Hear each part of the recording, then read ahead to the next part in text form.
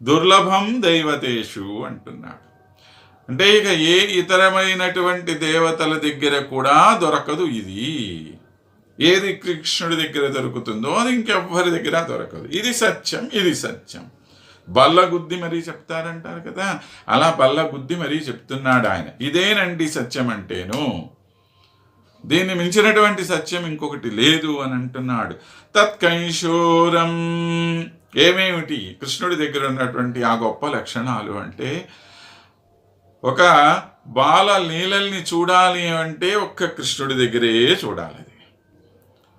ఏమంటే శివుణ్ణి ఆరాధించే వాళ్ళు ఉన్నారు, సుబ్రహ్మణ్యేశ్వర స్వామిని ఆరాధించే వాళ్ళు ఉన్నారు, వినాయకుడిని ఆరాధించే వాళ్ళు ఉన్నారు, రకరకాలు ఎంతోమంది దేవతలు ఉన్నారు.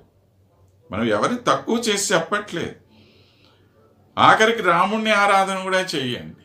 ఎవరిని చేసినా కూడా కృష్ణుడి యొక్క బాల్యానికి సరిపోయేటువంటి బాల్య లీలలు ఇంకెక్కడన్నా కనపడతాయా మనకి?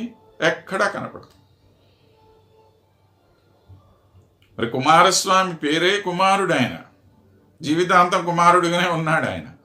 అయినా అక్కడ బాల్యలీలలు మనకు కనపట్టలేదు. ఒక్క కృష్ణుడి దగ్గర మాత్రం తత్కైశోరం తచ్చ వక్రారవిందం, చక్కని తామరల వంటి వికసించినటువంటి తామర వంటి ముఖారవిందం కలిగినటువంటి వాడు ఈయన.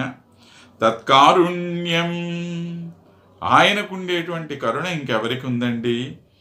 ఎంత కరుణామయుడైనటువంటి వాడు మా స్వామి. అందరికన్నా కూడా ఎక్కువగా దయ చూపించేటువంటి వాడు. ఇలా పిలిస్తే అలా పరిగెత్తుకొని వచ్చేసేవాడు ఈయన.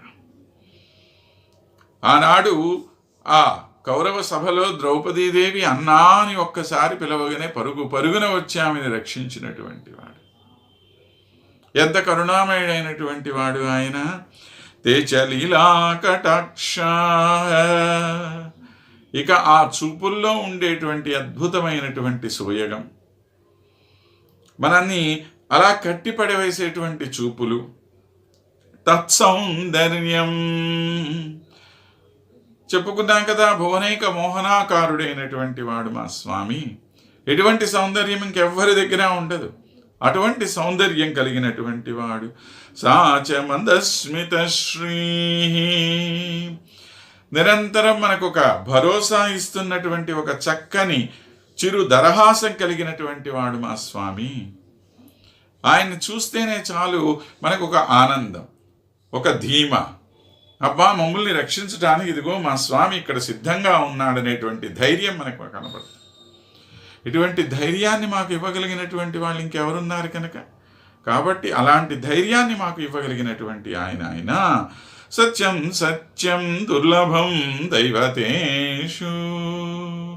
కాబట్టి ఇటువంటి ఇన్ని లక్షణాలు కలిగినటువంటి వాడు ఇంకా ఇతరమైనటువంటి దేవతల్లో ఎవ్వరూ కూడా లేరండి. ఇదే సత్యం, ఇదే సత్యం అని చెప్పి మనకి ఎంతో భరోసానిస్తూ, కృష్ణం ధర్మం సనాతనం అని చెప్పి మన పెద్దలు చెప్పినటువంటి మాటని, కృష్ణస్తు భగవాన్ స్వయం అని చెప్పి మన వేద ఉపనిషత్తులన్నీ చెప్పినటువంటి మాటని మరింత గాఢంగా మనకి పరిచయం చేస్తున్నారు లీలాసుకుల వారు. కనుక అలాంటి కృష్ణ పరమాత్మ యొక్క సాన్నిధ్యాన్ని మనందరం కూడాను పొందాలి అని ఆకాంక్షిస్తూ నేటికి స్వస్తి.